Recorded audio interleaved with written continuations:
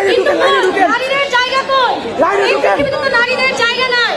আমরা তো দেখি নারীদের আছে শুধু তাচ্ছিল্যতা, অপমান, ধর্ষণ আর তাদের উপরে যত ধরনের লুলায়িত রূপ। আমাদের পৃথিবীতে আজকে আপনারা দাঁড়িয়ে আছেন, প্রত্যেকের মা বোন আছে, কিন্তু কয়জন বলতে পারেন যে আপনার মা ঘর থেকে বের হয়ে যাবে, তিনি নিরাপদে ঘরে ফিরে আসবেন? বলতে পারেন কেউ? পারেন না, আমরাও পারি না। ঘর থেকে যখন বের হয়ে যায়, মা জিজ্ঞেস করে তাড়াতাড়ি ফিরে এসো, কখন ফিরবে? বলতে দ্বিধা হয় যে মা ফিরলো কিনা, তাও নিশ্চিত নয়। কারণ যেই দেশে বসবাস করছি সেই দেশের ভাইরা আমাদের নিরাপদ না। আমাদের ভাইরা যদি নিরাপদ না হয়, বাবারা যদি নিরাপদ না হয়, চাচিরা যদি নিরাপদ না হয়, আমরা যাবো কোথায়? আমাদের তো যাওয়ার জায়গা নাই। আর এই বাংলাদেশে শুরু থেকে নারীদের উপর অত্যাচারিত হয়ে আসতেছে। কেন? কেন? কিসের জন্য? আমরাও তো এই দেশের অংশ। আমাদের উচিত আমাদের এই দেশে আমাদের জায়গা থাকা, আমরা নিরাপদে ঘর থেকে বের হয়ে নিরাপদে ঘরে ফিরে যেতে পারি। আমার এখানে যে ভাইয়েরা আছে, আমি বাহিরের ভাইদের কথা বলবো না, আমি আপনাদের কাছে অনুরোধ জানাই, আপনাদের থেকে যেন কোনো ভাই বোনেরা কোনো ধরনের শিকার না হয়, কোনো ধরনের হ্যারাসমেন্টের শিকার যেন না হয়। আর এখানে যারা দাঁড়িয়ে আছেন, তারা এখান থেকে গ্রহণ করে যান শপথ, এই ফিরে যাওয়ার পরে আপনাদের কাছ থেকে যেন কোনো বোনদের কথা না শুনতে হয়। কলেজ পাড়ায় যাওয়ার সময় যেন কোনো বোনকে দান করিয়ে কথা আপনাদের কাছ থেকে না শুনতে হয়।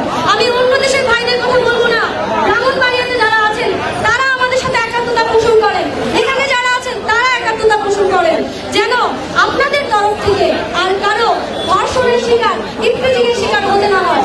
আমরা যখন ফেসবুকে গ্রুপ খুলি, মেয়েরা আসতে ভয় পায়, কি বলে? কলেজ যাবো যে মানববন্ধনে, আমাকে তো ওইখান থেকে টিচ করে দিবে। ভাই দেখছেন আমাদের সাহস? সাহসটা দেখেন। আপনাদের কাছে আমরা অনুরোধ জানাই, ধর্ষণের বিচার তখনই হবে, ধর্ষণের শাস্তি তখনই হবে, দেশ থেকে তখনই দর্শন যাবে যখন আপনি নিজে সচেতন হবেন, যখন আপনি নিজে আপনার বোনকে, আপনার মাকে, আপনার ভাগ্নিকে আপনি নিরাপত্তা দিতে পারবেন, যখন আপনি আপনার পাশের বাসার বোনটিকে নিরাপত্তা দিতে পারবেন।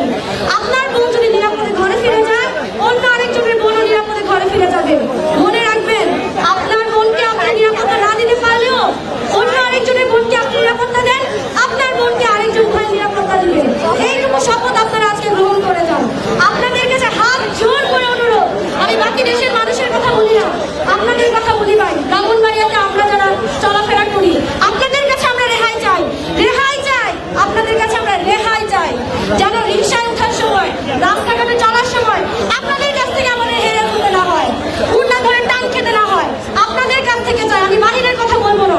আর এখানে দাঁড়াইছেন, যাওয়ার সময় মেয়েদের উন্না ধরে টান দিবেন ভাই, গলায় ফাঁসি দিয়ে মারা যান, নিজেরা মারা যান। কার জন্য মানববন্ধন করতে আসছেন? নিজে ঠিক নাই? নিজে ঠিক না থাকলে কার জন্য মানববন্ধন করবেন? আপনি শিখেন, অন্যদের শিখান, আপনার ঘর থেকে শিখান। আমি প্রত্যেকটা মা বাবাকে অনুরোধ করবো, আপনারা ঘর থেকে শিখান, আপনার সন্তানকে ঘর থেকে বলেন যে বাবা, তোমার কাছে তোমার বোন নিরাপদ, তোমার কাছে অন্য আরেকজনের বোন নিরাপদ।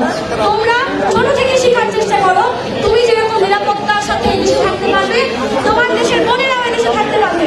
আমি শুধু আমার ভাইদের কাছে এটাই চাই, নিজের বোনদের জন্য যেই চিন্তা আপনারা করেন, নিজের মায়ের জন্য যেই চিন্তা আপনারা করেন, অন্যের বোন, অন্যের মায়ের জন্য আপনারা প্লিজ ভাই দয়া করে এই চিন্তাটা করেন। আমার আর কিছু বলার নেই। ধন্যবাদ।